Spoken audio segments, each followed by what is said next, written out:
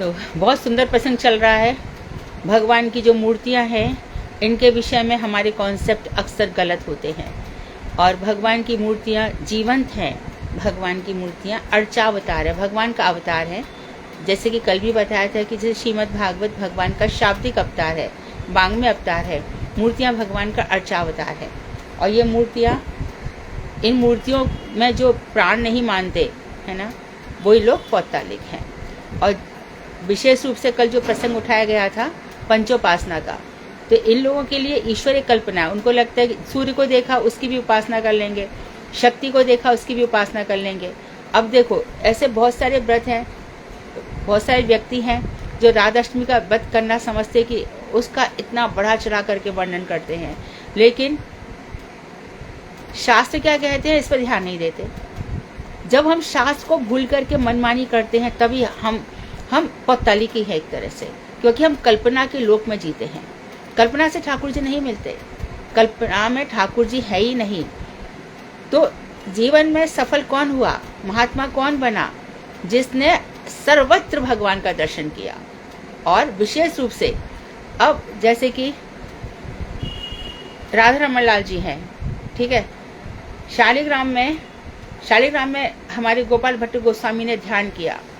उनका ध्यान इतना सही था कि यदि आपके भी श्रीअंग होते तो मैं आपका श्रृंगार करता। भगवान ने कहा ये मेरा सच्चा भक्त है, ये मेरा सच्चा भक्त है, मेरा श्रृंगार करना चाहता है। भगवान को देर नहीं लगी, मगर ले कर श्रृंगार, मेरा अपना स्वरूप प्रकट कर दिया। ऐसे हमें कई घटनाएं घटित होती दिखाई देती हैं। हम देखते हैं कि मीरा भगवान में समा गई। कौन से कहाँ पे समा गई? क्या एक पत्थर में कोई समा सकता है क्या? लेकिन उस समय जो जीवंत थे उन्होंने अपनी आंखों से देखा। आज का मनुष्य कल्पना करेगा अरे ऐसा तो कुछ भी नहीं हुआ, औरों की बात जाने दो। कबीरदास जो कि हिंदू और मुसलमान दोनों के ही साथी थे, जब उनका मृत्यु हो गई तो उनका शरीर, मुसलमान कहने लगे कि हम दफनाएंगे, हिंदू कहने लगे हम जलाएंगे, तो उनका शरीर फूल बन गया था। ये उनकी बात है। खीर चौरा माधवनपुर ने जरा सी तो इच्छा की थी कि कैसी खीर बनती है मैं भी चखूं जरा। बड़ी अच्छी खीर बनती है, वहां पे कभी गए होंगे आप लोग और खाई होगी। बड़े गाढ़े दूध की खुरचन जैसी एकदम रबड़ी जैसी खीर होती है वहाँ की, बहुत अच्छी होती है। तो उनकी इच्छा हुई थी कि अमृत केली जो है इसका मैं रसास्वादन करूँ तो ऐसी बनाऊं। तो हमारे ठाकुर जी मन की कौन सी बात नहीं जानते? उनके मन की तो तुरंत सुन ली, हमारे मन की क्यों नहीं सुन रहे? क्योंकि हम में से अधिकांश पौत्तलिक है। भगवान को पुतली मान लिया, जैसे नचाए नचा दिया। कोई नियम सेवा का, कुछ नियम सेवा नहीं करी हमने। और फिर हम ही लोग सबसे ज्यादा कहते हैं कुछ नहीं होता है इन सबसे। नियम सेवा में हम सबसे पीछे और ठाकुर जी हमसे प्रसन्न हो ऐसे हम उसमें सबसे आगे। ऐसे नहीं होगा। क्यों होगा? ठाकुर जी का फिर न्याय कहाँ रहा? सब तज हरि भज। तो ऐसे लोगों का भगवान कहते हैं योग क्षेमम बहाम्य, हम उनका योग क्षेम मैं बहन कर लेता हूँ। तो हम ऐसे अधिकांश जो हमारे महात्मा घर गृहस्थी छोड़कर आते तो उनका योग क्षेम कौन बहन करता है? हम लोग पकड़ के बैठे हैं और फिर भी कहते हैं कि वो हमारे लिए कुछ नहीं करते। तो हमारा छूटा क्या है? जब तक द्रौपदी का वो अपना ये आंचल पकड़ के रही तब तक ठाकुर जी कहाँ कृपा करी? सब कुछ छोड़ दिया। अब छोड़ो ना छोड़ो, वहां सब हिसाब हो जाता है। मत छोड़ो, योनियां मिल जाएंगी। पकड़ लोगे, जीवन तर जाएगा। तो वहां पर भैया छल कपट चालाकी क्या तब धर्म नहीं चलता। भगवान भी मिल जाए और धर्म अर्थ काम मोक्ष भी चलता रहे। भगवान से हम यही सब मांगते रहें प्रभु। और ये सब अधिकांश यही लोग, मूर्तियां, सब लोग यही मांगते हैं। और जो मूर्ति पूजा नहीं कर रहे थे, ध्रुव, प्रहलाद जी क्या कर रहे थे? ये वन में बैठ करके। और आप हजारों, हमने ये बना लिया, क्या ये छठी करा बनाया ना, प्रेम नगर, प्रेम क्या है वो, प्रेम कृपालू महाराज का प्रेम नगर है, क्या है, प्रेम मंदिर है ना। अच्छा, वहां पे हजारों लोग पहुंचते हैं। ये इन सबको भक्ति हो गई? ये भक्त हैं सब। आज तो वहां घुसते हैं, वास्तु देखते, कार्विंग क्या बनाई है, क्या पत्थरों में भगवान को ढूंढते हैं, राइट। और फिर वहां पे मोबाइल से फोटो निकाली, सेल्फी निकाल ली। वहां पे भजन ताप तप कुछ किया? भजन के साथ तप आता है, ताप आता है, व्रत करना पड़ता है, त्यागना पड़ता है। फिर किस तरह से भक्त ऊंची श्रेणी में जाते हैं। आज राधा जी का नाम इतना सस्ता कर दिया है, इतना सस्ता कर दिया कि राधा जी नहीं होगी, कोई खिलौना हो गया।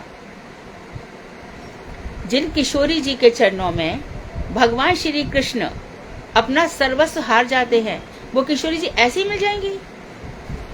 ठीक है, दयालु हैं, कृपामयी है, लेकिन दया और कृपा के लिए पात्रता भी तो होनी चाहिए। बरसात खूब बरस रही है बंजर भूमि पे, बरसात क्या करेगी? हमारे हृदय में इतनी अनंत वासनाएं, कामनाएं भरी पड़ी हैं, किशोरी जी की कृपा के लिए जगह कहाँ है? और फिर हम कहते हैं कि मन में तो भगवान है ही, ये सब है ही।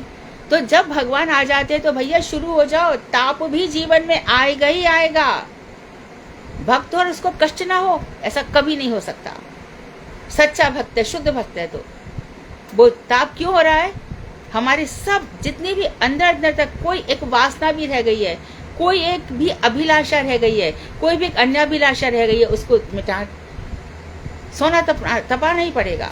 तो भक्त उसके लिए प्रस्तुत हो जाता है। यही श्रीमन महाप्रभु ने शिक्षा दी।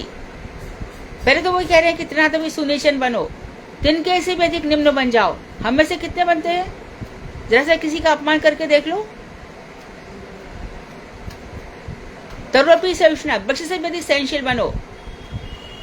अभी देखो, सच्चा साधु तो वही है। गुरु कुम्हार, शिष्य कुंभ है, गड़गड़ काढ़े खोज। गुरु कुम्हार के समान है और शिष्य कलश के समान है। तो जैसे कि कुम्हार हाथ में लेकर के उसको ठोकता है, ये अच्छा बन जाए, अच्छा बन जाए, इसी प्रकार जो सदगुरु है वो अपने शिष्य को ठोकता है। और फिर उसमें यदि बुरा मान गए तो सदगुरु परवाह करेगा? तू एक बार जाता है तो जा, पर मैं गलत चीजों के साथ एडजस्टमेंट नहीं करूंगा। जब गुरुदेव यहाँ पे रहते थे, इस समय आते थे जब, तो कई फोन आते थे, महाराज जी हम देवी जी के वहां चले जाएं, देवी जब नवरात्रि में है ना। महाराज बोलते हमारी परमिशन क्यों चाहिए? हमने तुमको दे दिया जो हमको देना था, तुम उसमें से कितना ग्रहण कर पाते हो? तो ग्रहण तो इतना सा किया और आशाओं के महल खड़े कर दिए, कल्पनाओं के। मठ में नाच गाना दिख रहा है और बड़े सब दिख रहे हैं, तो लगता है कि वहां भगवान है। और घर में जो भगवान को इतने प्यार से लाए थे, इतना लाए थे, उन भगवान को नेग्लिजेंसी कर रहे हो। अरे उनके पानी पिलाए भी पानी कोई कैसे पिएगा? उनको खाना खिलाए, प्रसाद खिलाए, फल खिलाए, कोई कैसे खाएगा? मानसी सेवा में उनका चरण सम्मान करना पड़ेगा। और आपके घर के ठाकुर जी को आप कथाएं सुनाओ भागवत की, उससे प्रसन्न होते हैं वो, उनके कान खड़े हो जाते हैं। व्यास जी ने जब सुखदेव को पढ़ाया तो सुखदेव गोस्वामी वहां पर आ गए परीक्षित की सभा में। व्यास जी पढ़ा सकते थे, उन्होंने क्या किया? अपने बच्चे को कहा सुखदेव तुम सुनाओ, मैं सुनूंगा। इसे गुरु जी कहते हैं शिष्य लोगों से, तुम लोग सेवा करो, हम देखेंगे। प्रयास करने पड़ेंगे, कोशिशें करनी पड़ेंगी। हम जो कहते हैं ना हमारे मन में भगवान है, मन में भगवान है, सबके में है, रियलाइजेशन नहीं है, जरा भी, जीरो भी नहीं है। रियलाइजेशन होता तो कहाँ जाओ, कहाँ पाओ, कहाँ मिलेंगे ठाकुर जी? अरे देख तेरे घर में वो रो, अरे छोड़ ना घर की, ये सब छोड़, आगे बात करना। अरे देख लोग क्या कहेंगे तेरे घर, अरे कौन लोग कहेंगे? जो वैष्णव है वो तो बड़े प्रसन्न हो जाएंगे। और जो नास्तिक है वो क्या कहेंगे? और उनकी बात सुनने आए थे क्या इस जगत में? इसलिए भजन कर रहे थे क्या कि जो वो कहेंगे हम सुन के ले लेंगे? तो यही बात सब यहाँ पर बता रहे हैं। आज फिर से बहुत सुंदर टॉपिक है, जीव स्वरूप के विरोधी मत। कल शुरू किया था, फिर से हम शुरू कर रहे हैं। जीव के स्वस्वरूप के संबंध में जितने प्रकार के बोध हैं उनका परित्याग करना चाहिए। जीव का जो अपना स्वरूप है, जीव का हमारा क्या स्वरूप है? ममी वांशो जीव लोके जीव भूता सनातन। तू सनातन है जीव, तूने मुझे भुला दिया, इसी का तू परिणाम भोग रहा है और भोगेगा, आगे भी भोगेगा। मत सुन मेरी बात। भगवान कृष्ण ने साफ कहा है गीता में, मन मना भव, मेरे मन वाला हो जा।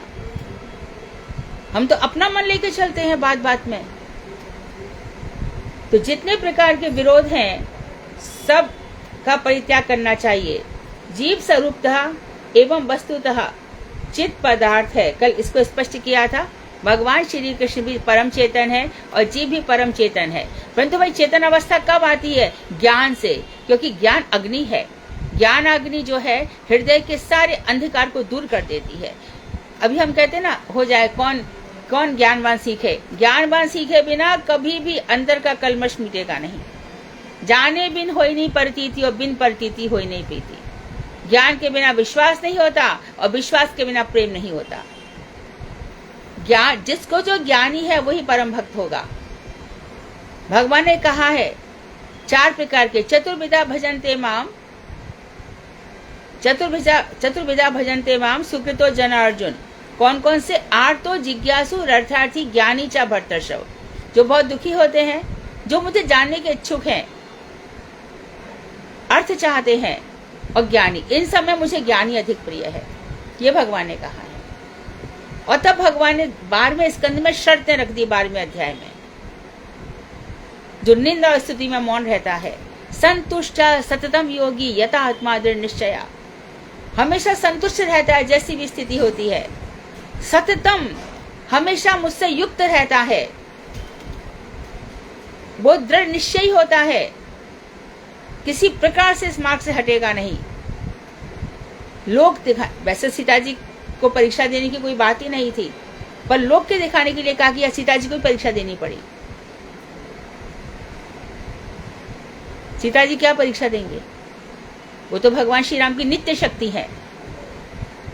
तो यहाँ पर पग पग पर चरित्र की परीक्षा देनी पड़ती है। तब जाकर के किशोरी जी हमारी है, तब पता चलेगा। अभी तो किशोरी जी के साथ हमारा बहुत हिसाब किताब चल रहा है। मांगना ही खत्म नहीं होता। सबसे बड़े मंगता हम ही है संसार में। अच्छा, जो भिखारी है प्रपंच में है, वो तो 10-20 रुपए से खुश हो जाएगा, हो गया उसका। और हमारा जो है, आज किशोरी जी ये कर दो, आज वो कर दो, आज वो कर दो, और फिर हम कहेंगे हम किशोरी जी के भक्त हैं। भगवान की प्रीति के लिए भजन है, अपनी इंद्रियों की संतुष्टि के लिए नहीं। मेरा ये कर दो, वो भजन नहीं है, वो बिजनेस है। वहां पे भगवान उसकी मनोकामना पूरी करके उसको त्याग देते हैं। जा, अब तू खो जा इसी में, भूल जा मेरे को।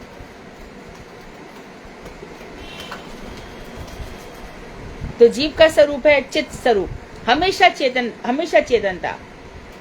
परंतु प्रकृति निर्मित जड़ शरीरों में बद्ध होने पर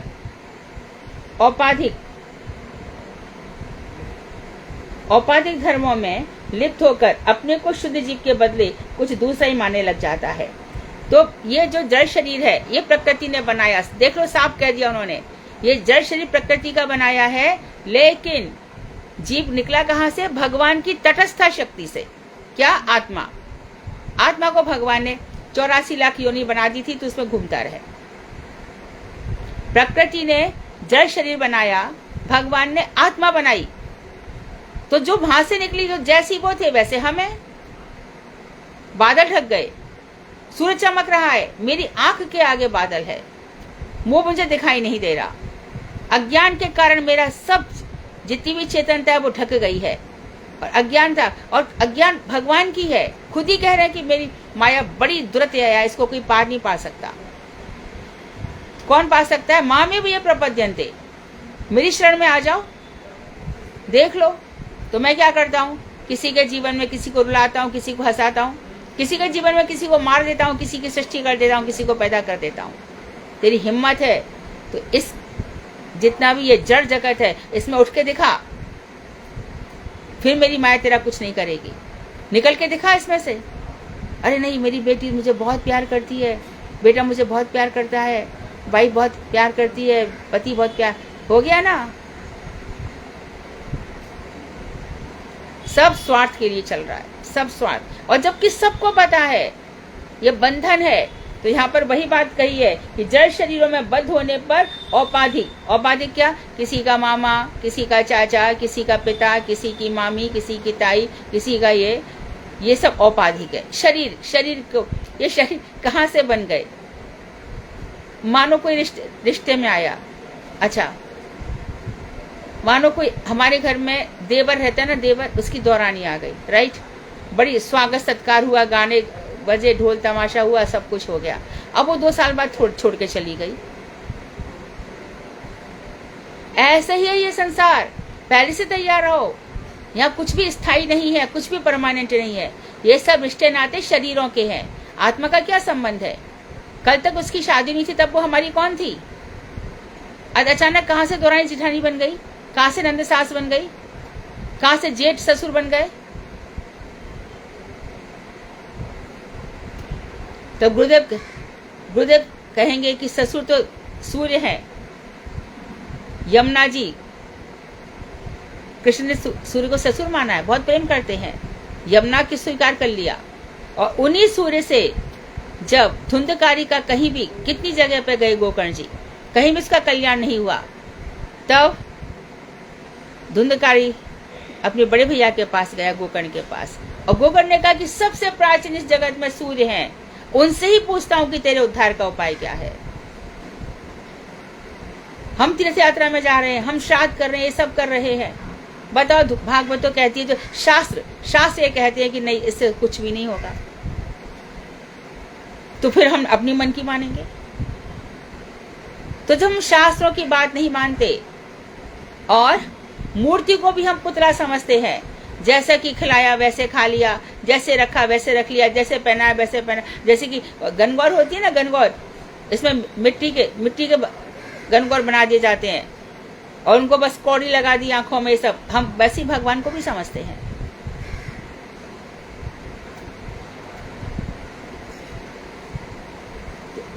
तो जड़ शरीरों में बद्ध होने पर औपाधिक धर्मों में स्थित होकर अपने को शुद्ध जीव के बदले हम कुछ दूसरा ही मानने लगते हैं।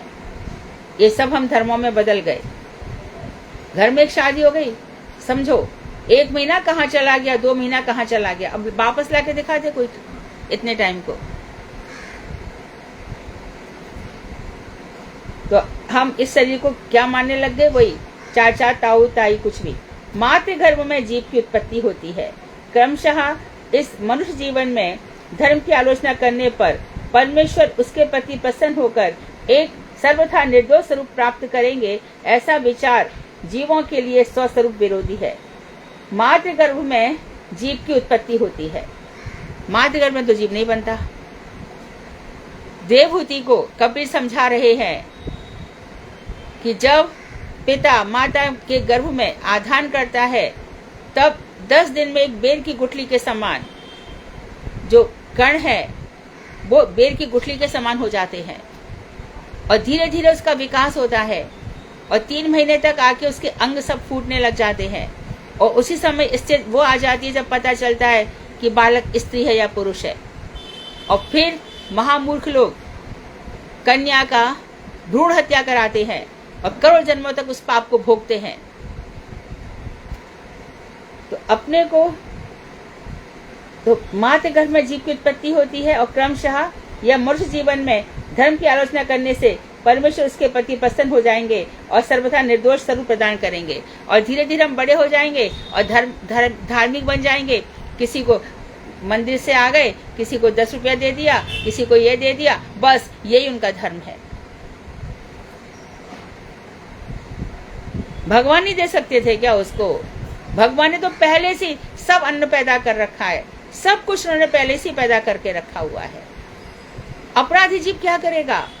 भगवान ने किसके लिए क्या? सकल पदार्थ है जग माही, कर्महीन नर पावत नाही। सब कुछ यहाँ पर है। भाग्य से हीन व्यक्ति को कुछ नहीं मिलता।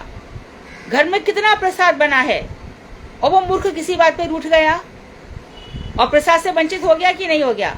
घर में प्रसाद की कमी थी क्या? इसी प्रकार से संसार में सब कुछ है, हमारा भाग्य खराब है और हम समझते हैं कि ये धर्म कर लिया, हमने दान दे दिया। दान से भगवान प्रसन्न नहीं होते।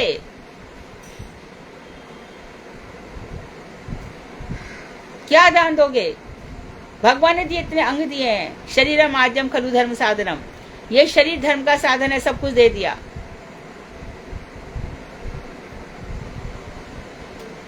हमने इसको देखो। अब और एक चीज होगी, चलो साधु महात्मा आ गए, गुरुजी आ गए, सन्यासी आ गए, हम मंदिर में, आज मंदिर में हमारी तरफ से प्रसाद है, ठीक है, चलो हो गया, प्रसाद हो गया।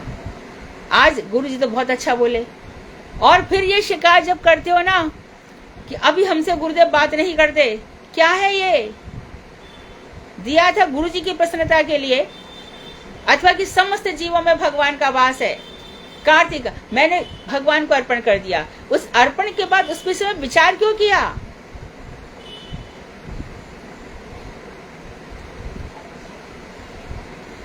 फिर हम विचार करेंगे गुरुदेव कुछ हमारी तरफ निगाह देख लें, कुछ हमको देख के मुस्कुरा दें क्योंकि हमने दान दिया, हमारा नाम भूल जाए।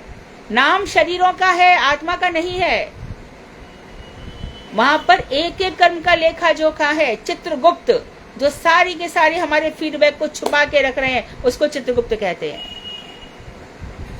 कई जन्मों का फीडबैक उनके पास है।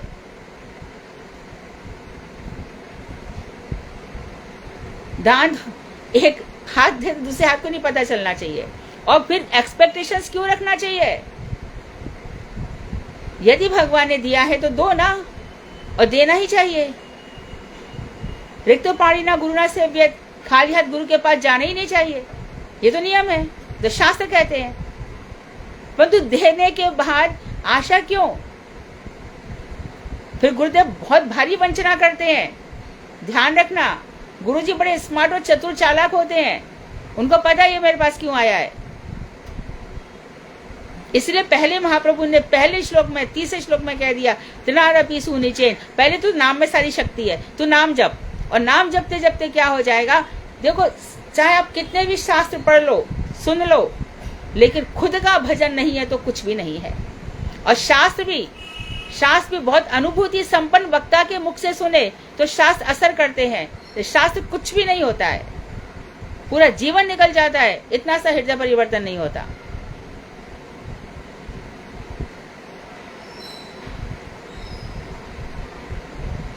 तो हम ये समझते हैं कि मातृ गर्भ में जीव की उत्पत्ति हो गई पिता माता के संपर्क से, अतः उस जीवन में हम धर्म की आलोचना करने से परमेश्वर हमारे प्रति प्रसन्न हो जाएंगे और एक सर्वथा हमें निर्दोष स्वरूप प्रदान करेंगे।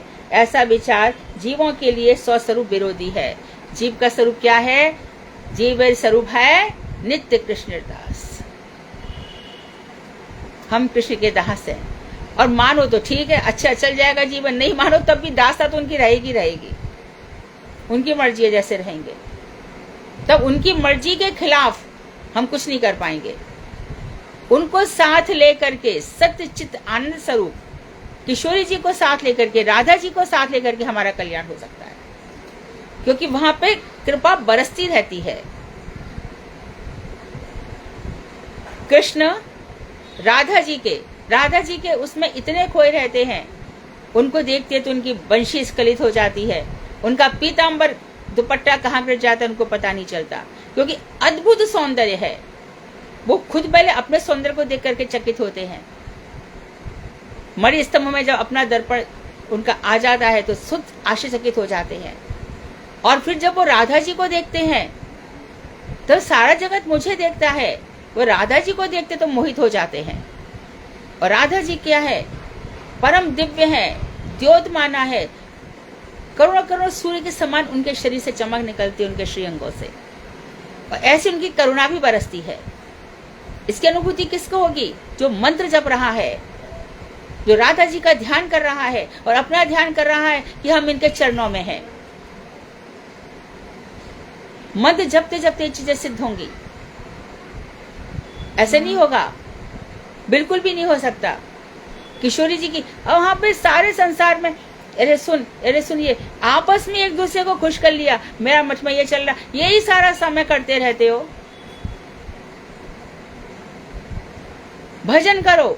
जप करे बिना कुछ भी नहीं होगा। ये जो कुछ भी हम पढ़ रहे लिख रहे सब जप के ऊपर निर्भर है। हरे कृष्ण, वहां पे राधा जी है, हरा राधा जी है, और वो कृष्ण के लिए भी यदि हमारे कहें तो जो हमारे सारे पाप ताप को हर रहे हैं। फिर हरे राम, यहाँ पे तो कृष्ण है ही नहीं, यहाँ पे तो राधा जी ही है। तो फिर हमारा राधा राधा नाम से अब कल उठे, कल हमने कहा कि चलो 6 बजे, अब हम जानते हैं कि कम से कम 60% लोग तो 6 बजे, कल सैटरडे भी है, अभिषेक कर ही लेंगे, हम जानते हैं। लेकिन ये भी मैं जानती हूँ कि 4 से 6 कितने लोगों का भजन होगा, कौन आंसुओं से पुकारेगा, और किस लिए पुकारेगा कि अब बस, अब किशोरी जी हम अपने चरणों में ही रखना। तब तो राधाष्टमी सफल हुई। तो हर साल आती है, साल भी आगे चली जाएगी, 2 दिन खूब बधाई गप जाएंगी और काम खत्म हो जाएगा। तो 4 बजे परसों उठोगे और फिर एकदम जप करोगे और तब किशोरी जी का आवाहन करोगे, तब अपने स्वरूप का बोध होगा। हमारा स्वरूप क्या है? हमारा स्वरूप भगवान श्री कृष्ण के नित्य दास है। फिर हमें किस बात का डर है? इसे गीता कहती है, बीत राग भय क्रोध। मेरा जो भक्त है ना तो कहीं पे आसक्ति रखता है, ना भयभीत होता है, ना किसी पे क्रोध करता है। महामूर्ख है जो किसी पे क्रोध करता है। क्रोध आता ही क्यों है? मन के दास हो ना। फिर मन को इतना सिर पे बैठा लिया, मन ने क्रोध किया तो क्रोध कर लिया, मन हंस दिया तो हंस दिया। ऐसे नहीं करना है। ये सब चीजें दिमाग में बैठेंगी ही नहीं। यो ना हर्षति ना द्वेष्टि ना शोचति ना कांक्षति, शुभ अशुभ परित्यागी भक्ति मान्या समय प्रिया। जो ना किसी बात पे हर्षित होता है, ना किसी से द्वेष करता है, ना किसी बात पर शोक करता है, ना कोई इच्छा करता है, क्या शुभ हुआ क्या अशुभ हुआ, सब चीजों को छोड़ने वाला, भक्ति गुण से एक तो मुझे प्रिय है। तुल्य निंदा स्तुति, जो निंदा में भी वैसा ही है जैसा कि स्तुति में है। उसकी वजह से कोई प्रशंसा करे, कोई अभी वो ये एक चीज और चल गई है ना, ये क्या बोलते हैं इसको, कितने शेयर्स हुए इसके फेसबुक पे, यूट्यूब पे, कितने शेयर्स हैं, कितने लाइक्स हैं, उसके कितने, उसके कितने, उसके कितने फॉलोअर्स हैं। यहाँ ये कंपटीशन के लिए भजन हो रहा है और उसी के हिसाब से लगा लिया। ये महात्मा के तो इतने फॉलो, अरे लाख लाख लाख भेड़ें यदि एक के पीछे भागती हैं, शेर तो अकेला ही चलता है, तो वो बहुत बड़ा हो गया। यदि हमारी भक्ति से संतुष्टि नहीं होती, यदि हमारे पर्सनल प्रश्नों के उत्तर हमें नहीं मिलते, यदि उनको देख करके मेरे हृदय में भक्ति की जागृति नहीं होती, तो उसके लाख क्या करोड़ फॉलोअर्स भी हो जाए तो मेरा क्या। अपनी शर्तों पे अपने लिए जीवन है ना।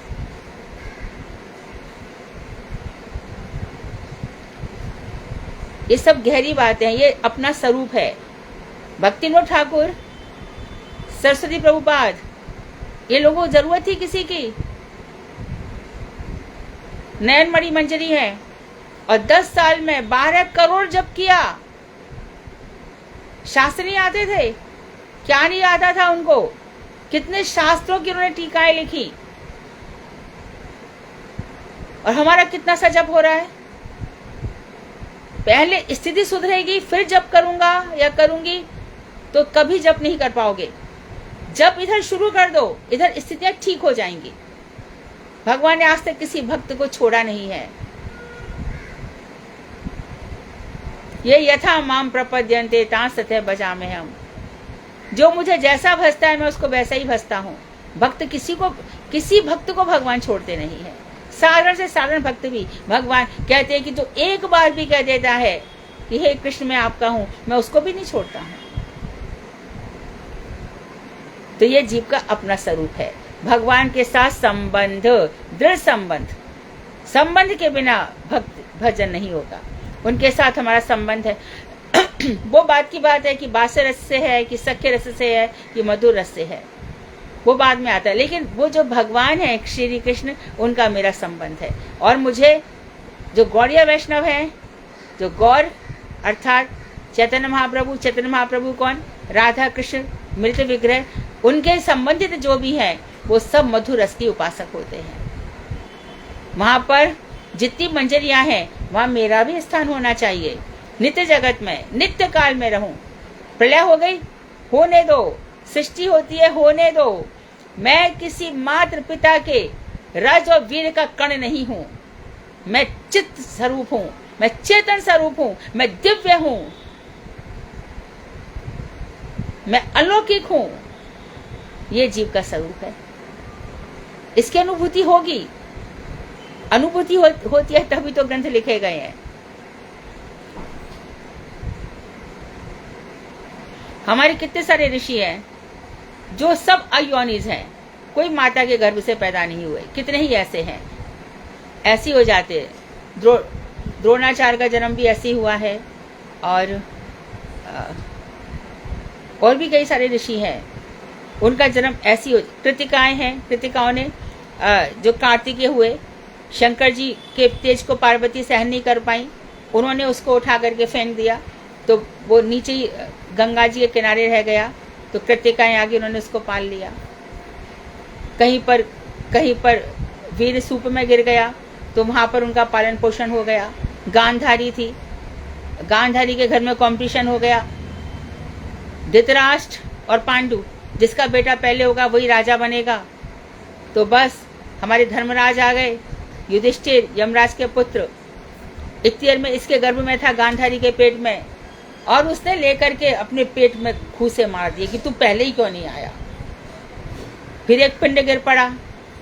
उस समय प्रथा थी, आज भी देखो, कोई बच्चे में यदि सांस कम है तो उसको बॉक्स में रख दिया जाता है ना। और आज तो लिया जाता है 10,000 रुपया रोज का, जाने कितना क्या क्या है, 3,000 रुपया रोज का। बच्चे को उसमें रख देते हैं, कांच के बॉक्स में ऑक्सीजन देते हैं। ऐसे उसको भी किया, उसके 100 टुकड़े हो गए। 100 टुकड़े करके उनको रख दिया गया। धृतराष्ट्र का जो एक दासी के साथ पुत्र हुआ, उसका नाम युयुत्सु था, वो पांडवों के साथ था। वो 100 पुत्र हो गए। तो मां में सहनशीलता नहीं है। अरे क्या हो गया, तेरा बेटा बाद में आ भी जाएगा, तो इतनी बड़ी राज की स्वामी नहीं है, तो राजा ही बनना चाहिए तेरा बेटा। जब मां में ही गुण नहीं था तो बच्चों में तो पहले ही नहीं होगा। और दुर्योधन दुशासन जैसे बच्चे पैदा करके रख दिए। शंकर जी की भक्ति थी बहुत बड़ी, पर मूर्ख ने खुद ने भी पट्टी बांध ली। और भाई और आ गया शकुनी, वो जाने किस जन्म का बदला ले रहा था, सारा महाभारत करवा दिया। तो ये जीव के स्वरूप में कितने ही प्रकार के जीव है, देखो, हर एक जीव को देखो। इसलिए जीव जब घबरा जाता है, हो सकता है हम महाभारत के समय में भी हों और हमको कहीं पर कृष्ण के थोड़े दर्शन हो गए हो, तो आज हम यहाँ पर ये सब पढ़ रहे हैं। हो सकता है, बहुत संभव है, बहुत संभव है महाप्रभु के समय हमने कोई महाप्रभु का दर्शन कर लिया होगा, तो अब इस रूप में है।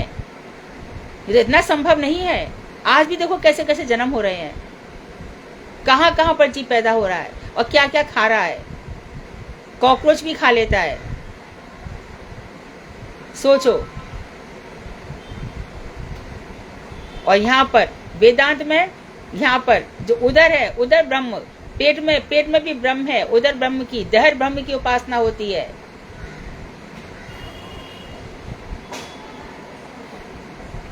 तो एक दिन हम निर्दोष हो जाएंगे भगवान की धर्म की आलोचना करके। ये विचार जीवों के लिए अपने स्वरूप का विरोधी है। अब बता रहे ईसाई, मुसलमान एवं ब्राह्म समाज आदि छोटे मोटे धर्म संप्रदायों के ऐसे ही विचार हैं। ब्राह्म समाज वही आर्य समाज, इसके 3 जने निकल गए। ब्रह्म समाज के आर्य समाज निकल गया, फिर ब्राह्मण सभा निकल गई। इस तरह से ये बढ़ गए आपस में। तो ये लोग छोटे मोटे धर्म संप्रदाय के ऐसे ही विचार हैं। थोड़ा सा ये कर लो, फिर थोड़ा सा ध्यान कर लो, तुम शुद्ध हो जाओगे, और बस फिर कुछ नहीं। तो ब्रह्म ही अविद्याग्रस्त होने पर जीव बन गया है, ये ऐसा मानते हैं। मैं ब्रह्म हूँ, इस प्रकार अनुशीलन करते करते जब अविद्या दूर हो जाएगी, तब जीव का जीवत्व नष्ट हो जाएगा तथा वह स्वयं ही ब्रह्म हो जाएगा। हम ये बात बहुत दफे कह चुके हैं कि जो ब्रह्मास्मि है, कि हम माया के कारण अपने स्वरूप को भूल गए हैं। जब हमारा भजन करते करते माया अथवा अविद्या दूर हो जाएगी तो मैं ब्रह्म स्वरूपी हो जाऊंगा। तो कह रहे हैं कि यह पैनथिस्ट थियोसफिस्ट और हमारे देश के अभेद ब्रह्मवादियों का मत है। दो विदेशी मत हैं और एक हमारे देश में ब्रह्मवादी है, जो वास्तव में स्पष्ट रूप से ही ये जीव स्वरूप के विरोधी विचार हैं। ये सब जीव स्वरूप के विरोधी हैं। जीव कभी भी ब्रह्म बन ही नहीं सकता किसी हालत में, और यदि बन गया है, मानो शंकराचार्य के उपासक सब ब्रह्म बन गया, वो कहाँ पर है ये तो बता दो।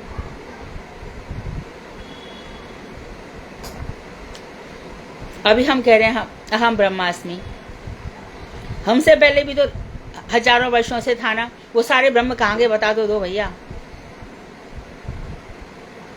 तो इनके पास उत्तर नहीं है। और सब ब्रह्मन के क्या कर रहे हैं, किस लोक में रह रहे हैं, ये भी बता दो। कौन सृष्टि कर रहा है, कौन संहार कर रहा है, किसकी हुकूमत चल रही है वहां पर, किसका शासन चल रहा है, ये भी बता दो। तो कुछ लोग ऐसा मानते हैं कि जड़ीय परमाणुओं के मिलने पर अपने आप जीव उत्पन्न होता है। ये परमाणुवाद और है, ये वैशेषिक जैमिनी का है ना। तो वो बहुत सारी बात है जो साइंस में बच्चों को सिखाते हैं कि आर्टिकल्स मिल जाते हैं, फिर आर्टिकल्स मिल करके पृथ्वी बन जाती है। ये देखो, ये आर्टिकल्स मिले, ये H2O मिले, ये जल बन गया, ये जैसे परमाणु मिल गया, ये ऐसे मिलके ये समुद्र बन गया, ये पर्वत बन गया। ऐसे लोग एटम्स मिला करके बताते, और इसी को मिलाते मिलाते एक दिन उन्होंने हाइड्रोजन बम भी बना लिए, है ना, गैस बम भी बना लिए, और जाने क्या क्या बना लिया ये लोगों ने। ये लोग परमाणु को ही विशेष रूप से मानते हैं। तो इनका ये कहना है कि जड़ीय परमाणु, जड़ जगत के परमाणु परमाणुओं के मिलने पर अपने आप जीव उत्पन्न हो जाता है, अर्थात रज और वीर मिलने से जीव उत्पन्न हो जाता है। इसमें भगवान की आत्मा वगैरह कुछ, आत्मा को मानते ही नहीं है। हमारे जैन लोग तो श्राद्ध इत्यादि करते ही नहीं है। मनुष्य मर गया, ईंट से ईंट बजा के आ जाते, तेरा मेरा संबंध खत्म। और इनके साधु कैसे बन जाते हैं, मैंने खुद देखा हुआ है, मैंने देखा हुआ है। उसको सोना बोना जितना होता है, ये जनों के पास जाने कहाँ से आता है। इनके यहाँ पे एक नियम है, 70, हम लोग 70 बोलते हैं, 70 बोलते हैं, 70 तोले सोना तो होना ही चाहिए। अच्छा, 70 तोले सोना पहन करके वो लड़की को पहना दिया जाता है। मैं लड़की को देखा था, फिर वो उठा करके उसको ऐसे डाल देती है।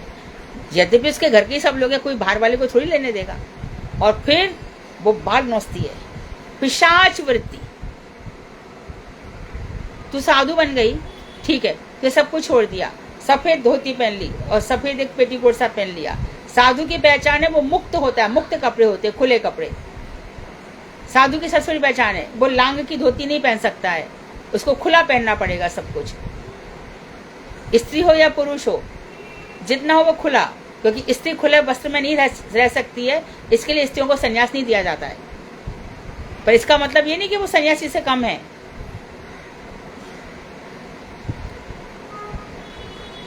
तो उनको ऐसे यहाँ पे वो बांध देते हैं, ऊपर एक दुपट्टा बांध देते हैं।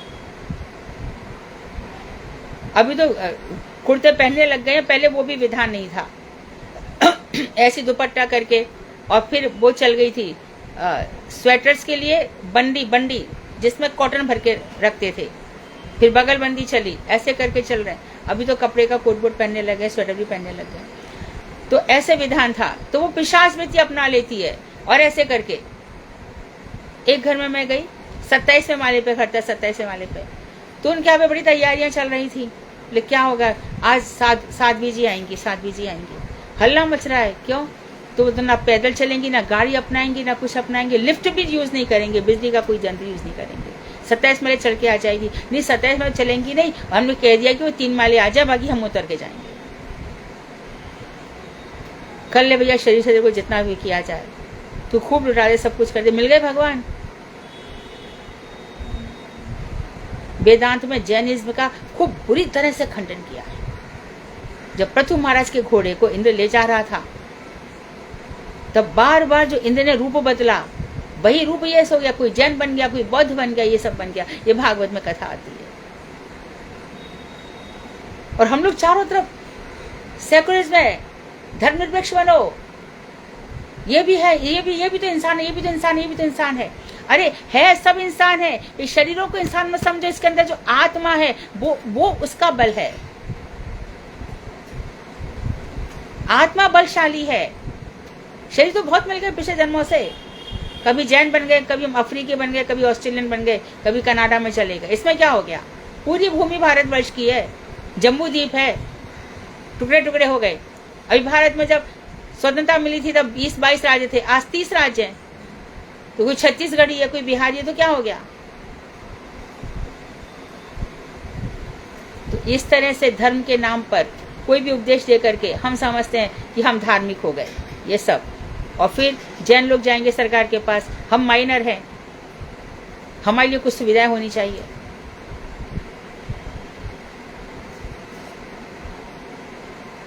जैनिज्म ने सबसे ज्यादा पैसा कमाया डायमंड में, तो समझते कि हम भक्त हैं।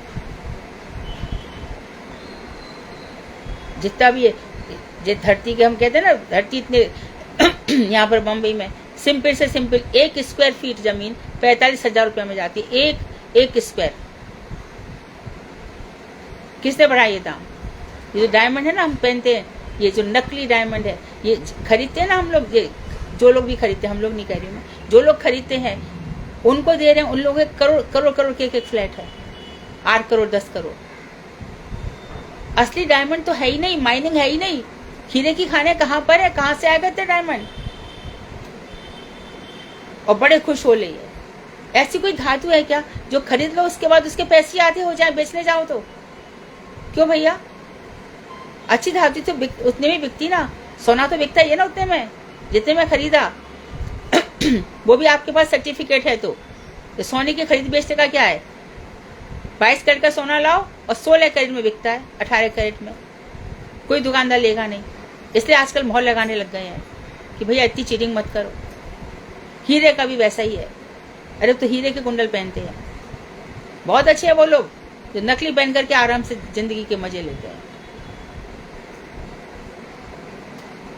आप लोगों ने एक कहानी पढ़ी होगी, नेकलेस डायमंड। एक सहेली अपनी सहेली से एक डायमंड ले आई सबको दिखाने के लिए, नेकलेस ले आई डायमंड का, और उसका गिर गया। अब अपनी सहेली को मुंह ही नहीं दिखा रही है। मैं कैसे जाऊं उसके सामने, मुझसे खो गया। रात दिन झाड़ू पोंछा कर रही है, 10-10 घरों में कर रही है। पति भी उसका साथ दे रहा है। फिर कहीं जाकर के एक दिन जैसा उसको याद आया, उसने वैसे ही डायमंड नेकलेस बनवाया और अपनी फ्रेंड के यहाँ गई। आई एम वेरी सॉरी, बहुत दिन हो गए लाने में, मुझे बहुत मेहनत करनी पड़ी, मुझसे खो गया था। बोले पागल है क्या, वो तो नकली था। यही हम सबकी जिंदगी है। नकली को पाने के लिए हम असली जिंदगी का त्याग। अब उसके जीवन के जो 20-22 साल चले गए वो कहां से आएंगे? उसे तो पता भी नहीं आत्मा क्या होती है। ये गर्दन को सोने से सजाना, अरे ये कंठी है ना, ये तुलसी जी की कंठी, ये लाखों करोड़ों अरबों हीरों से बढ़कर है। इस पर गर्व करो। क्यों इसके ऊपर कुछ डालना है?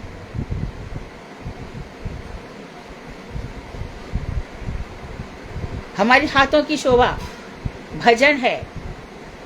क्यों ये अंगूठी ये सब क्यों पहनना है? ये जीव का स्वरूप है भाई। तो कुछ लोग ऐसा मानते हैं कि जड़ीय परमाणुओं के मिलने पर अपने आप जीव उत्पन्न हो जाता है तथा मृत्यु के उपरांत मनुष्य का नाश हो जाता है। अर्थात ये लोग रीबर्थ में जन्म मानते ही नहीं है कि पुनर्जन्म होता है। कुछ लोगों का कहना है कि शरीर के नष्ट होने पर ही उसके द्वारा की हुई क्रियाओं में उसकी शक्ति वर्तमान रहती है और वही शक्ति दूसरे जीवों की उन्नति में सहायक होती है।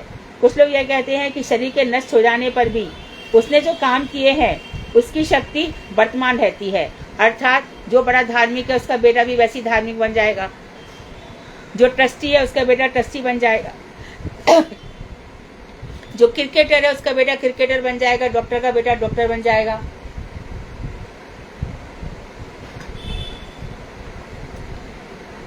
तो वो अपने खानदान में, अपने कुल दीपक में, अपने घर के चिराग में ये सब शक्ति डाल जाता है, ऐसा वो लोग मानते हैं। चारवाक बोई वाला जो ये कहता है ना, यावत जीवित तावत सुखे न जीवित, जब तक जियो सुख से जियो। कैसे जियो? ऋणम कृत्वा घृतम पिबेत, ऋण भी करना पड़े, खूब घी पियो, मौज से खाओ। क्यों? भस्मीभूत से देह से पुनरागमनम कुतः, ये शरीर भस्मीभूत है, ये फिर नहीं आएगा, ये जन्म मिल गया, इसके मजे करो। एक तो ये चारवाक है, एक कोई है कमटी के विषय मुझे नहीं पता, एक मिल है, ये सब विदेशी हैं। और सोशलिस्ट आदि नास्तिकों के विचार। सोशलिस्ट कौन है? समाजवादी। ये कहता है, समाजवादी मार्क्स है ना, कार्ल मार्क्स, ये क्या कहता है कि समाज में सब लोग हैं, एक कोई बुद्धिजीवी है, एक कोई श्रमजीवी है, कोई बुद्धि से पैसा कमा रहा है, कोई परिश्रम करके कमा रहा है। एक सोसाइटी बनाई जानी चाहिए जिसमें सब लोग जितना कमाते हैं सब एक जगह इकट्ठा करो और सोसाइटी में एक साथ सबको बांट दो। इस बात को सब नहीं मान सकते, सब अपना अपना भाग्य लेकर के आए हैं। तो सोशलिज्म चला ही नहीं, रशिया में थोड़ा चला था, ज्यादा चला नहीं। तो इस श्रेणी के जीव स्वरूप विरोधी विचार जीव अनेकों जन्मों से कर्म करता हुआ क्लेशों को भोग रहा है। तो ये सब जीव स्वरूप के विरोधी विचार हैं हमने जो बताए, और इसी के कारण मनुष्य कितने ही जन्मों से कष्टों को पा रहा है। प्रेम, मैत्री और वैराग्य का अवलंबन कर क्रमशः स्वभाव के शुद्ध होने पर पहले शुद्धत्व और अंत में निर्वाण की प्राप्ति होती है। अब वो कह रहे हैं कि जीव का स्वभाव है प्रेम, वो शुरू से कह रहे हैं आत्मा प्रेम करती है, प्रेम फिर मित्रता और वैराग्य का आश्रय करो और क्रम से हमारा स्वभाव शुद्ध हो जाएगा इन तीन चीजों से।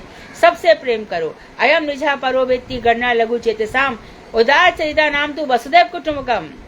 ये मेरा है, ये पराया है, ऐसे तो मूर्ख लोग करते हैं। घर में प्रसाद बनाया, अरे उसको बहुत भोग करना पड़ता है, मेरे पुत्र को तो इतना मिल जाए और दूसरों को नहीं मिले। अरे शरीर का पोषण करने में क्यों पागल हुए जा रहे हो? उसकी आत्मा का पोषण करो ना। और घर में फूट का कारण यही होता है, उसको तो ऐसा खिला दिया, मुझे ऐसा दे दिया, उसका अरे जब तुम खिलाने बैठे हो तो ये पौर्णमासी की रसोई है भैया, किशोरी जी की रसोई है, यहाँ सबको बराबर देखो।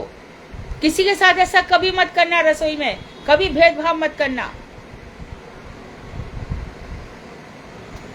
मैं और मेरा छोड़ो, यह विद्या है। कोई उस जीव का लेना देना था किसी जन्म का जो आ गया, और अभी तक क्योंकि वो छोटा है इसलिए प्यारा है, वही प्यारा बड़े होके देखने तो कितना प्यारा है तुम्हारे लिए। पर जब उसका अपना जीवत तो फूटेगा और उसके अपने कर्म फूटेंगे तब मालूम पड़ेगा कि वो कैसा है। तो पहले प्रेम करो, मित्री करो, वैराग्य। धीरे धीरे 50 वर्ष के बाद वैराग्य शुरू हो जाओ, अनासक्त भाव आ जाए, जो कुछ हो रहा है होने दो, मुझे कृष्ण का भजन करना है। अरे वो मर गया, मरने दो, जी रहा है जीने दो, कुछ फर्क नहीं आना चाहिए इस पर, हमारे आत्मा पर। तुम तो अकेले थे, तुम्हारी आत्मा तो चित्कर्ण है इतनी सी, जिसमें इतना सारा बोझा लाद के बैठे हम लोग। देश का, समाज का, अरे पाकिस्तान ये कर दिया, चाइना में ऐसा हो गया वैसा हो गया, क्या कर लोगे? लाखों लोग सोच रहे हैं क्या कर लिया, नेता बैठ करके वहां पे क्या कर रहे हैं। तो वैराग्य का अवलंबन कर क्रमशः स्वभाव के शुद्ध होने पर पहले शुद्धत्व, एकदम चित्त शुद्ध हो जाएगा। हम कहते हैं चित्त शुद्ध है, चित्त शुद्ध कहाँ से हो जाएगा? इतनी सब चीजें हैं। चित्त शुद्ध में देखो, क्या खाली भजन करता है, संसार से वैराग्य हो गया, किसी के आने पर मुझे खुशी नहीं होती, किसी के जाने पर मुझे दुख नहीं होता, ऐसी स्थिति में आ गए हो। सुबह 4 बजे उठकर भजन करने लगे हो, तीनों टाइम संध्या चल रही है, विशेष रूप से 2 टाइम। शास्त्रों में रुचि बढ़ गई है, कनिष्ठ मध्यम उन्नत वैष्णव का अधिकार पता चल रहा है। उत्तम की भी वही सेवा, कनिष्ठ की भी वही सेवा, फिर कहते हम भजन करते हैं। और शास्त्र में ऐसे सब लिख दिया है। संयोगवश जीव इस संसार में उत्पन्न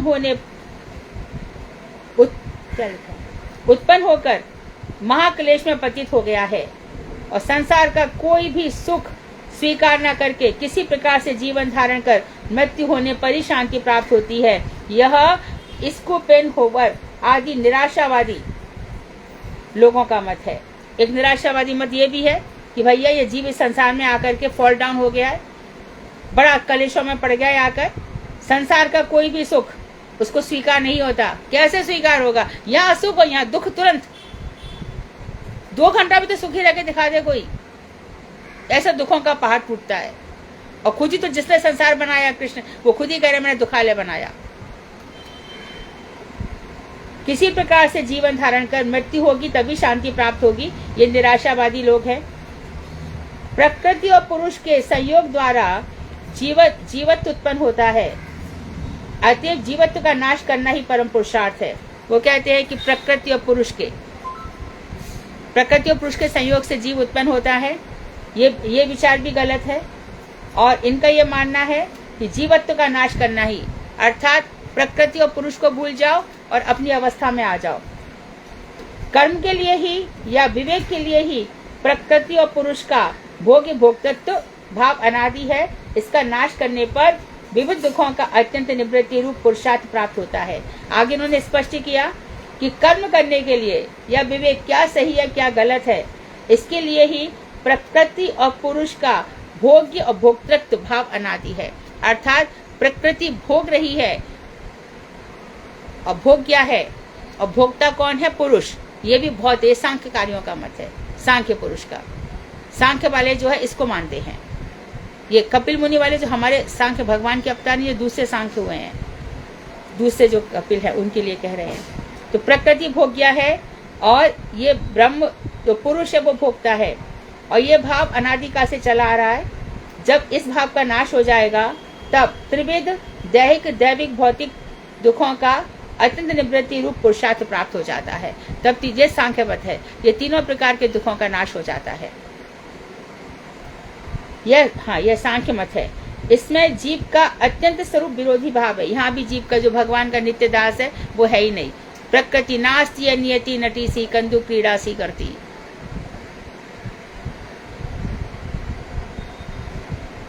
बस अपने कर्मों के बल पर हम नाच रहे हैं। तो बहुत से ये ठीक है, ये ठीक है कि जब हम 25 तत्व की बात करते हैं तो 28 तत्व पर आते हैं, तो उस समय काल कर्म प्रकृति निर्णय स्वभाव मनुष्य का छूटता नहीं है। कई जन्मों तक वैसे ही स्वभाव बना रहता है। हमेशा भगवान के भजन से स्वभाव परिवर्तित होता है, और जिसका उत्तम स्वभाव है वो तो संसार में सबको भजन कराने आते हैं। तो पिशाच स्वभाव है, तो काल कर्म, हमारा कर्म यदि खत्म हो जाएगा तो जन्म ही खत्म हो जाएंगे भैया। कर्म का भोग भोगने आए हैं हम, कोई सुख दुख का दाता नहीं है। हमारे कर्म भी हमें सुख दुख दिला रहे हैं। दूसरों को इतना सता के आए, इतना परेशान करके आए, जाने हम क्या क्या करके आए, आज भोग भोग रहे हैं तो रो रहे हैं बैठकर। जो किया था वही तो मिल रहा है।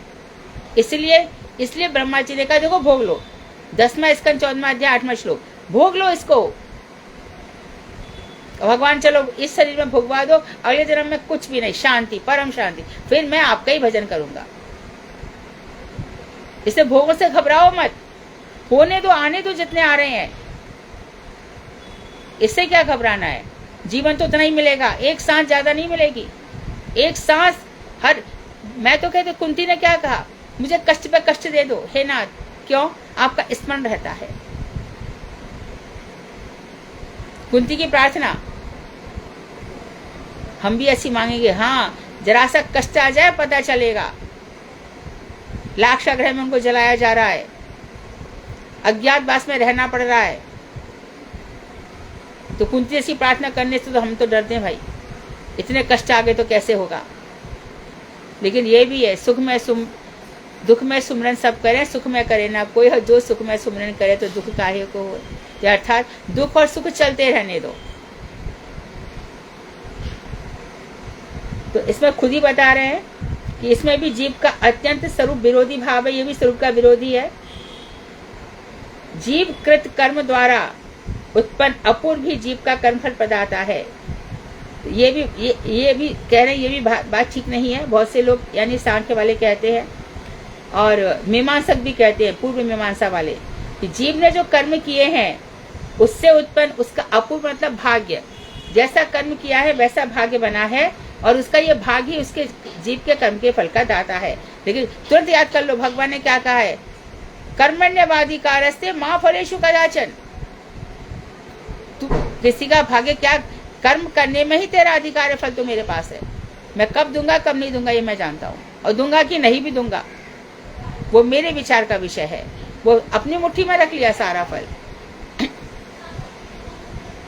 तुलसीदास जी ने कहा, कर्म प्रधान विश्व रचि राखा, जो जस कीन्ह तस फल चाखा।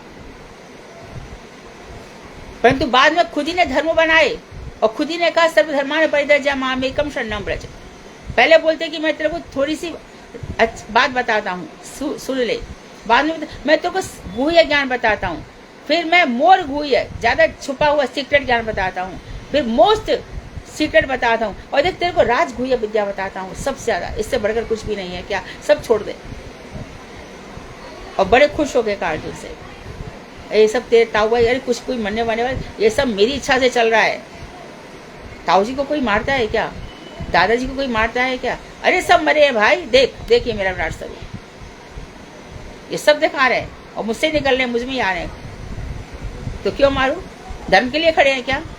तुझसे पहले आकर के मैदान में आए हैं, तुझे मारने को तत्पर है, तू क्यों पीछे हट रहा है?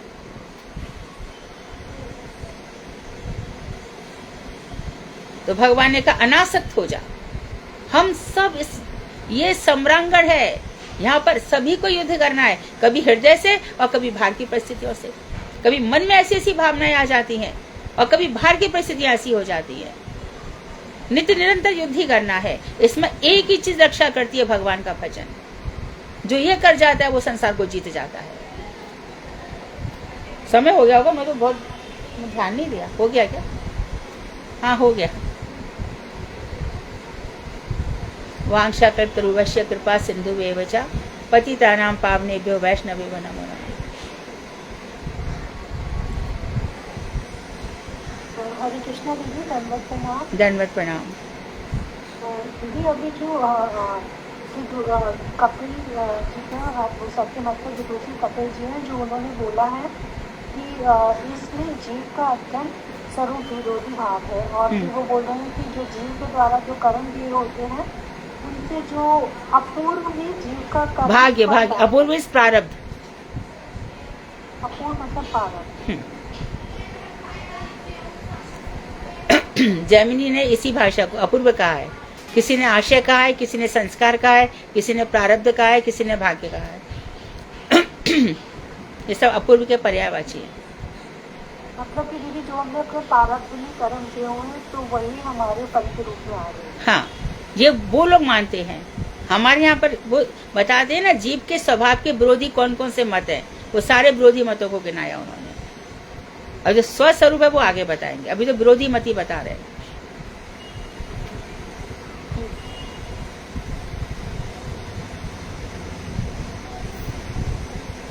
परमाणु को तो बस वही लेंगे ना, एटम्स वगैरह है। हाँ, ये साइंस बताता है, लेकिन गलत है। हमारी तो आत्मा कोई परमाणु से थोड़ी बनी है। हाँ, और मतलब वो जो उसके बाद वाले जो कॉमेडी मतलब जो चार्वाक वगैरह हैं, वो नास्तिक वगैरह ही हैं, और मतलब हाँ, ये सब नास्तिक है, घोर नास्तिक है। परमाणुवाद भी एकदम गलत है। पहले पृथ्वी के 2 परमाणुओं से बने, फिर परमाणु और मिल गए, फिर इकट्ठा होते गए, फिर परमाणु से पृथ्वी बन गई। ऐसा ये लोग विचार करते हैं। अभी ये तेरे परमाणु से पृथ्वी बनी, तो परमाणु का अलग अलग स्वभाव कैसे बन गया? कहीं पर पृथ्वी बंजर है, कहीं पर उपजाऊ है, कहीं पर पृथ्वी के गड्ढे पड़ गए, कहीं आइलैंड्स बन गए हैं। इनका कोई जवाब नहीं इनके पास। और दीदी वो जो अभी आपने बौद्ध और जैनियों का बताया है, उसमें जैसे प्रेम, मैत्री और वैराग्य है, तो उससे पहले ये बात मान के चलना चाहिए कि हमारी आत्मा में प्रेम, मतलब जो आपने आत्मा का वर्ड यूज किया था ना, वो आत्मा में शरीर को मान लिया ना, ज्यादा आत्मा तक तो पहुंचे ही नहीं ना। आत्मा तक उनकी पहुंच ही नहीं है। ऊपर से बोलते 24 तीर्थंकर हैं। अभी तो आपके श्री कृष्ण नरक में बैठे हैं, ऐसा बोलते हैं वो लोग। मैंने बोला नरक किसने बनाई है बता पहले। वो तो कृष्ण बनाया, तो कृष्ण हमारी सब जगह, नरक में भी क्या, स्वर्ग में, सब जगह वही है। और तेरे को अच्छे से पकड़ के लेके आएंगे वहां पर।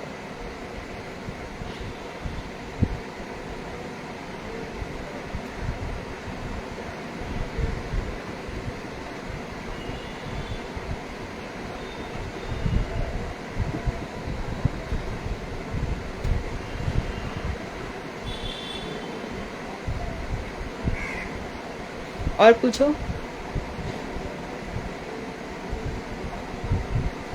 एकदम पिन ड्रॉप साइलेंस है। हरे कृष्णा दीदी, दंडवत प्रणाम। हाँ, आज की कथा बहुत अच्छी थी दीदी, इतना खुल के बताना, इतना खुल के समझाना, बहुत अच्छा था दीदी। तुम लोग इतना अच्छे उत्तर देते हो ना तो मोटिवेशन आता है। तुम लोग सुनते नहीं ठीक से तो कल उत्तर इतने अच्छे देते हो तो मेरा भी मन करता है कि जो मुझको आता है वो बताऊं।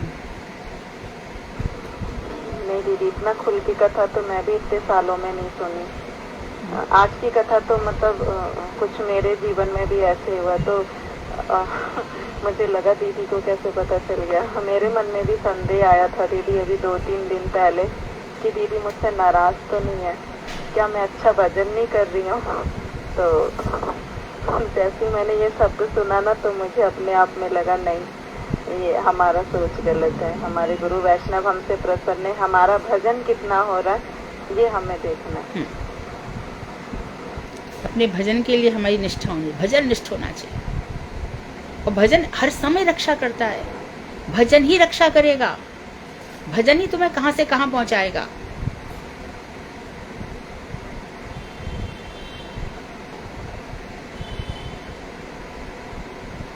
ठीक है, आज शालू और माधवी गा रहे थे।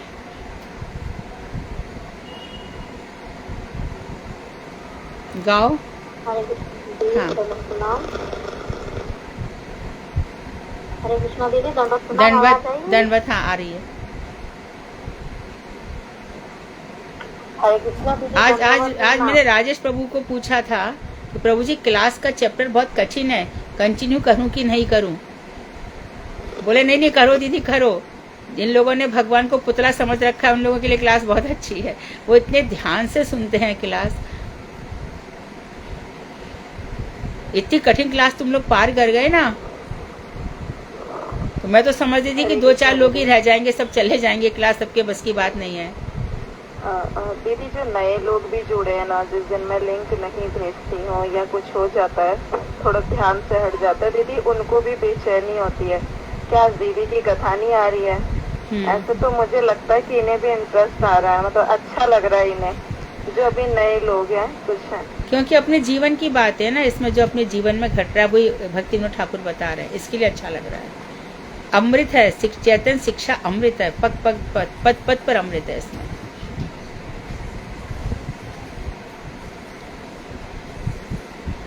हाँ गाओ शालू।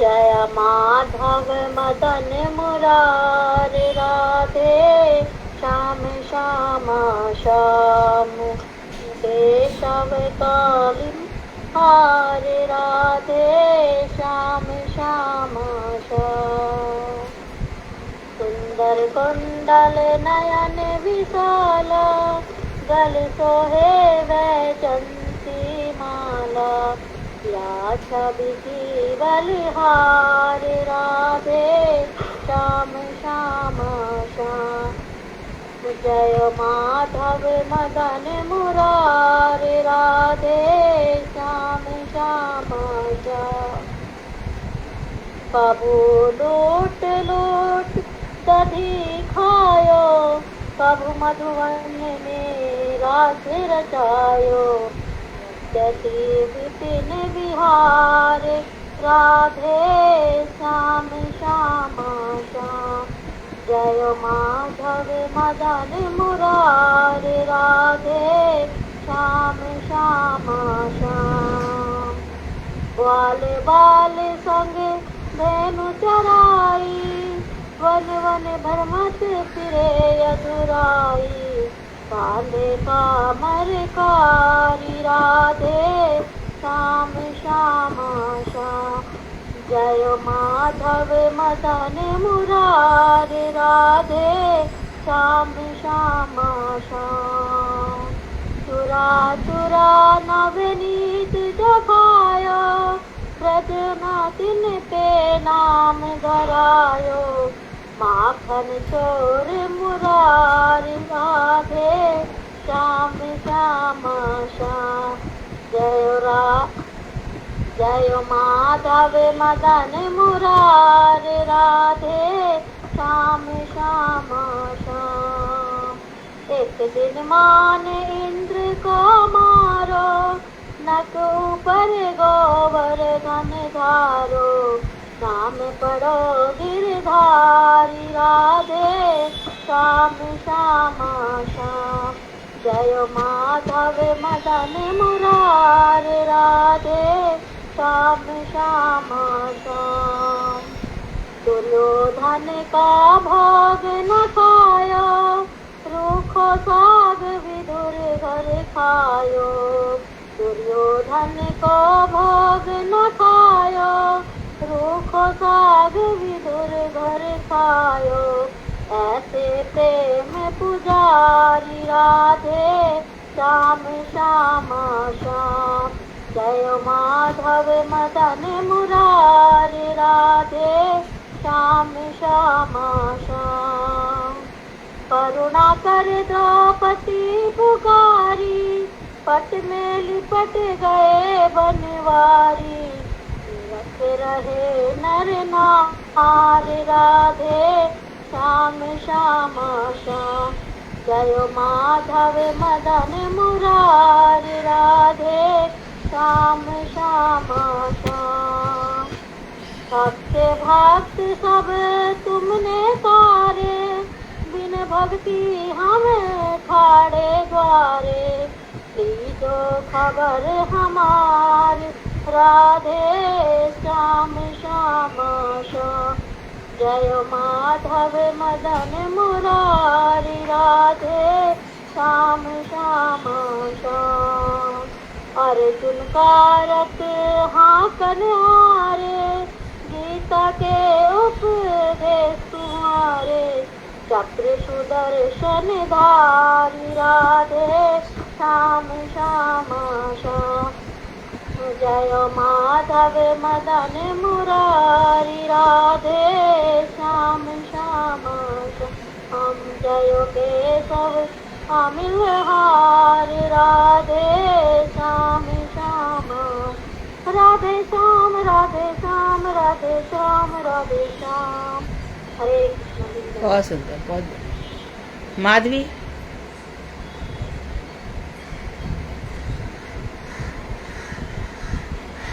है कि नहीं? कल माधवी बोल रही थी ना गाने के लिए, नहीं है आज? हरे कृष्ण। माधवी आप हैं? हाँ, क्या हुआ? माधवी दीदी नए क्लासमेट? मुझे लग रहा ना वो माधवी दीदी ना जयानंद प्रभु जी की पत्नी है वो। अच्छा, ऐसे तो माधवी कर हो सकता हाँ है, बहुत संभव है। ये छोटा सा क्वेश्चन मतलब एक बोली है ना, एक्चुअली ज़्यादा स्कूल मथुरा में होते थे तो ये उत्तर गुरुदेव मतलब करवाते थे। तो जो मतलब ये वाला है कि हमारी गुरुजी की गुस्से है। जय राधे जय राधे राधे, जय राधे जय श्री राधे। जय कृष्णा जय कृष्ण कृष्णा, जय कृष्णा जय श्री कृष्णा। जय राधे जय राधे राधे, जय राधे जय श्री राधे। श्यामा गौरी नित्य किशोरी, श्रीतम जोरी श्री राधे। रति सुरति लोचन सदीनो, बंधन वीनो श्री कृष्णा। जय राधे जय राधे राधे, जय राधे जय श्री राधे। रास विहारी रस विस्तारिणी, प्योर प्योर तारिणी श्री राधे। नव नव रंगी नवलति बंदी, श्याम सुंदी श्री कृष्ण। जय राधे जय राधे राधे, जय राधे जय श्री राधे।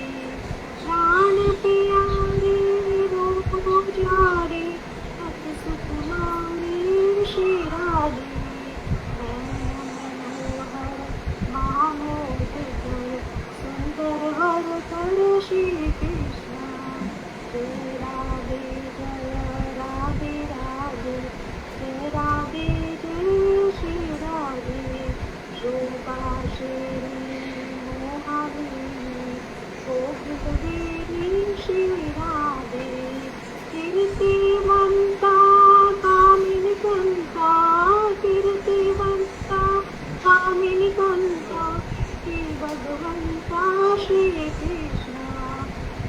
राधे जय राधे राधे जय राधे जय श्री राधे। परम उदारा प्रेम चंदा बदनी उदार दंडनी शोभा सदनी श्री राधे। परम उदारा प्रभाकारा अति सुकुमारा श्री कृष्ण हंसागमनी राधे धर्मनी वीरा कमली श्री राधे। रूप रसाला नयन विशाला रूप रसाला नयन विशाला परम कृपाला श्री कृष्ण कंचन देवी रत्न सोनी अतियल देवी श्री राधे। सब सुख सागर सब गुण आगर रूप उजागर श्री कृष्ण। जय राधे जय राधे राधे जय राधे श्री राधे। रमणी रमैया तर तर मैया गुण अगुणैया श्री राधे। भामन राशि प्रभा प्रकाशी सहज सुहासी श्री कृष्ण। जय राधे जय राधे राधे जय राधे जय श्री राधे। सत्यालादिनी अति प्रियवादिनी सत्यालादिनी अति प्रियवादिनी पुण्यवादिनी श्री राधे।